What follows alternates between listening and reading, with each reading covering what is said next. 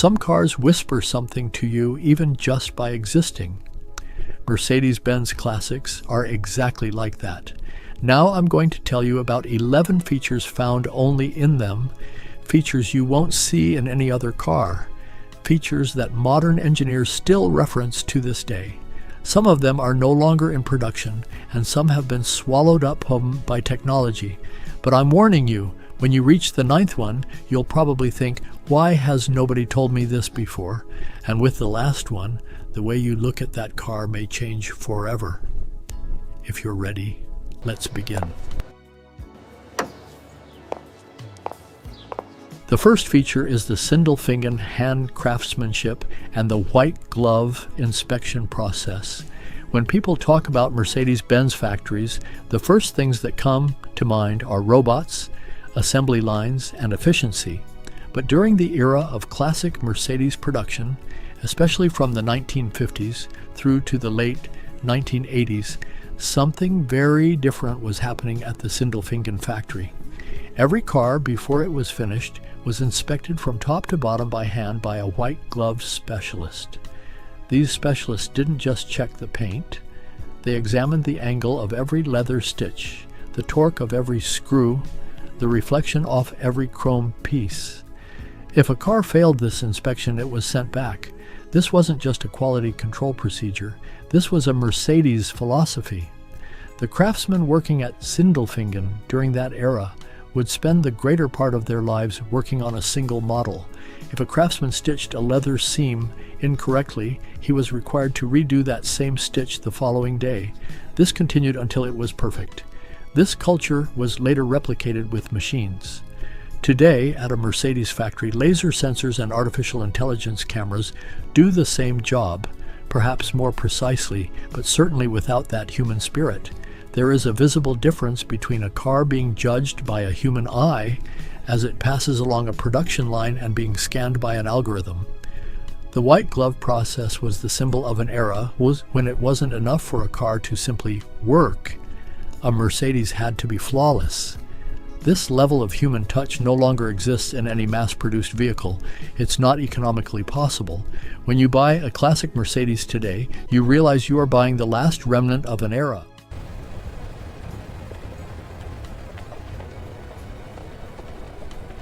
The second feature is the acoustically tuned door closing sound. This might sound unusual, but it isn't. From the 1960s onwards, Mercedes deliberately made the door closing sound a part of the engineering process. Everything from how deep, how sharp, how solid the sound would be, to the door sealing material and the weight of the door itself was determined through dozens of parameters. Dedicated acoustic rooms were used for this. Sounds were recorded, and engineers defined this sound as a quality standard. Think of it this way. You walk into a Mercedes showroom and the salesperson shows you the car. You open and close the door, and that click sound quietly tells your subconscious this car is exceptionally well made. This is not a coincidence. It wasn't Mercedes's marketing department that approved this sound. It was the engineering department that designed it. Those are very different things. The sound you hear when you close the door of a W123 or W126 is not an accident. It is a masterpiece of deliberate engineering. Modern Mercedes cars still have this sound, but the natural mechanical solidity of that era has now partly given way to a click sound artificially enhanced through speakers. In some modern luxury cars, this sound comes from the speakers. Do you understand the difference? In the classics, that sound was completely real, and it was telling you that this car was solid. The third feature is the air suspension system of the W108 and W109 and the floating driving sensation. In 1965, Mercedes used an air suspension system in the W109, the top version of the W108 series. This was an incredible achievement for its time. The car automatically adjusted itself according to road conditions and the load it was carrying. It always maintained the same ride height. Even if several people sat in the back seat, the car wouldn't sag. Even if driven alone, the car wouldn't rise. It always stayed at the same height. But the real magic was that this system made the car feel as though it was gliding not on the road, but a few centimeters above it. At that time, heads of state and business figures of the era preferred this car because the physical fatigue experienced during long journeys was noticeably less compared to other vehicles. This was not a coincidence. This was the product of Mercedes engineering genius. Not even the Rolls-Royce of that era could deliver such a natural floating sensation. Today, this system exists in many vehicles, but because digital control systems manage this process through instantaneous calculations, the feeling has changed. The gliding sensation of the classic W109 was the product of entirely analog engineering, and those who have known it still don't confuse it with anything else. The fourth feature is the dual-linked butterfly exhaust system of the W111 and W112 fin models. Most people don't know this. The fin-tailed W111, introduced in 1959, and its slightly more luxurious sibling, the W112, were engineering marvels not just in their design, but in their exhaust system as well. In these cars, the exhaust didn't exit from a single point. A two-section exhaust manifold was used, which both optimized engine performance and prevented exhaust heat from returning to the engine compartment. This heat management positively affected the long-term lifespan of the engine, and such a carefully thought-out detail was absent in most competing vehicles of the era. In the modern age, dual exhaust outlets exist in many cars, but for aesthetic purposes. In the Mercedes W111 and W112, it was entirely functional. The dual exhaust also gave the cars a distinctive sound character. When you heard that sound from a great distance, you knew it was the Mercedes of that era. A car that can be recognized by its sound has a personality. Mercedes built this personality not by chance but deliberately. The fifth feature is the inward concave roof design of the W113 Pagoda and its aerodynamic function. This car, which takes its name from pagoda temples, was introduced in 1963. Its roof resembled no other cabriolet's roof. Normal convertibles either have a flat hardtop or are completely open. The Pagoda's roof, however, was slightly concave in the middle, as if gently pressed down. This wasn't purely aesthetic. Engineers had developed this in wind tunnel tests, and it reduced the lift force on the roof at high speeds. In other words, the car moved more stably. At the same time, this engineering marvel of a roof allowed sunlight to enter from a wider angle. The discomfort of feeling boxed in that closed cars typically give was absent in the Pagoda's cabin. Light came in, the space felt generous, and the car remained stable on the road. An engineering decision had simultaneously become an aesthetic masterpiece. This roof, designed by Paul Brock, is still remembered today in the automotive world as a design wonder. Everyone says the same thing: there is nothing else like it. The sixth feature is the anti-corrosion double-layer galvanized body structure of the W116. The W116 S-Class, introduced to the market in 1972, broke many records, but its least discussed and perhaps most enduring legacy was this. Mercedes for the first time applied double-sided galvanizing to all body panels on this model. This meant the metal was protected from both the outside and the inside. This process was very costly. Mercedes applied it knowingly, because in that era, when people bought a car, they also thought about how it would look 10 or 15 years later, and Mercedes answered this expectation at the engineering level. As a result, these cars were still being used decades later without rusting. If you find a W116 and look underneath it, you will see how surprisingly clean a 50-year-old car can be.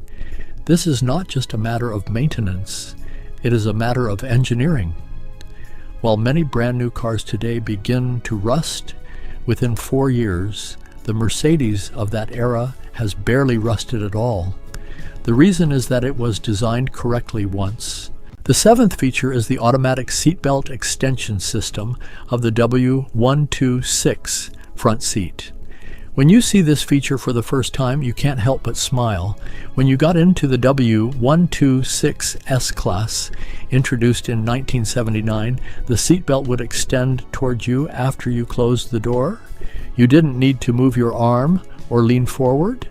An automatic mechanism delivered the seatbelt to you as if on a silver platter. Mercedes' reason for doing this was actually simple. Several studies conducted at the time had shown that one of the reasons drivers didn't wear seatbelts was that they found it bothersome to lean over and reach for the belt. Especially in spacious luxury cars, the belt sat slightly far away, and people perceived this as a kind of inconvenience. Mercedes' response to this was remarkably impressive. In that case, let us bring the belt to them. This system no longer exists because better solutions are available in the market today. But for that era, it was a rare example of the courage to put user experience ahead of safety and the intelligence to solve both simultaneously. Engineering is sometimes about solving a complex problem, not with a complex solution, but with an extraordinarily elegant thought. And that is exactly what Mercedes engineers achieved. The eighth feature is the hydraulic everything system of the 600 Grosser. Wait now, this car belongs to a very different category. The Mercedes 600, known as the Grosser Mercedes, introduced in 1963, was not just a luxury car, it belonged to a physically different class of machine. In this car, virtually everything operated on hydraulic power, including the windows, the foot pedal, the sunroof, the front seat positions, and the trunk lid. Not electric motors, real hydraulic pressure. Maintaining such a system was genuinely very complex, and the hydraulic pipelines used in the car had a total length exceeding tens of meters. A single hydraulic leak could compromise the entire system, and finding one of these cars today in completely original and working condition is nearly impossible. But in its time, such a system had never before been seen in any car as a comfort standard. Every function was fluid, every movement was silent. There was no mechanical helplessness in the car, there was only flow. The ninth feature, and I did warn you, here we are, the foam-injected body cavity filling technique of the W124. When you learn about this technique, the question you will probably ask yourself is this: why doesn't everyone use this? The W124, the E-Class introduced to the market in 1984. During the production phase, Mercedes injected a special polyurethane foam into the column interiors, door cavities, and critical joining points of the body of this car. This foam increased the rigidity of the body, meaning the car felt more solid. And more importantly, in my opinion, these cavities were points where moisture and water accumulation could lead to rust. The place where rust most commonly starts in a car is the internal cavities we cannot see with the naked eye. Mercedes filled these cavities with foam and prevented moisture from entering. There was nowhere for rust to begin because the foam was already there. This technique also reduced vibration and sound transmission because the foam prevented resonance from forming throughout the body. Today, the W124 is still regarded by people as one of the most solidly built cars in the world. Taxi cars, W124s that have covered hundreds of thousands of kilometers on extremely difficult roads are still being driven, and their owners are very satisfied. One of the secrets behind these cars living this long is that silent, invisible foam inside them. The 10th feature is the automatically re-engaging central locking system of the W126 and W124. Today, central locking exists in every car, but what Mercedes did in that era was different. In these cars, when a certain speed was exceeded, generally above 8 to 10 kilometers per hour, the doors would lock automatically. Many modern cars do this too, and you're right, but Mercedes' difference was this. When the crash sensors were triggered, the system reversed itself and automatically unlocked the doors. The reason was so that rescue teams could easily get you out of the car. This two-way intelligence system was the product of a pure safety engineering philosophy of that era. The system both protected you and created the conditions for others to rescue you in the event of an accident. Safety is not only about preventing the crash, but also thinking about what comes after. Mercedes had internalized this philosophy in that era, long before the vast majority of modern vehicles today. The 11th feature is the gullwing door design of the 300 SL that was born from a frame constraint. The 300 SL, introduced in 1954, is considered one of the most iconic cars in automotive history. The upward opening gullwing doors. Now you might be wondering why these doors were designed this way. The reason was not romance, it was necessity. The tubular frame used when converting the 300 SL from a race car into a road car was so tall that leaving a normal door opening would have caused a loss of structural strength. Mercedes found its solution in the upward opening door design. This way, the frame remained strong and users could still get inside. But there is a very important lesson here. When a constraint forces you, you face two choices. Either you accept that constraint as a problem, or you see it as an opportunity.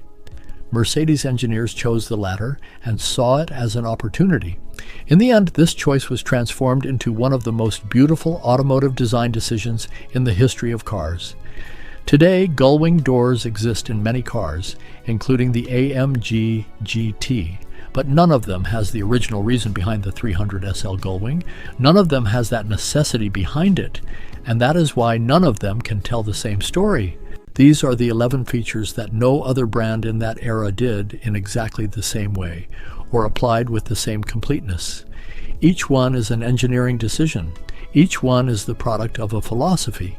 And that philosophy was this: if you are producing a car, the person who buys that car must feel it. Not just use it, but feel it. A new car you get into today in the modern age may be faster, may consume less fuel, may have far more precise sensors, but there are almost no cars that give you that whisper the classic Mercedes gave.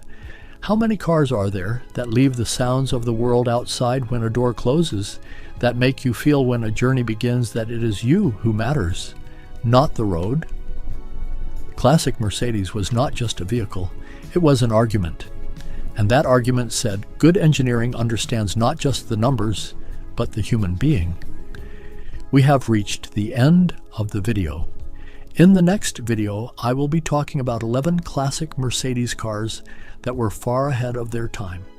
If you are a classic car or Mercedes enthusiast, I produce videos about classic Mercedes cars on this channel just for you. If you subscribe and turn on notifications, you can stay informed about the videos I have carefully prepared for you. Don't forget to like the video because we need to keep the algorithm gods happy. See you.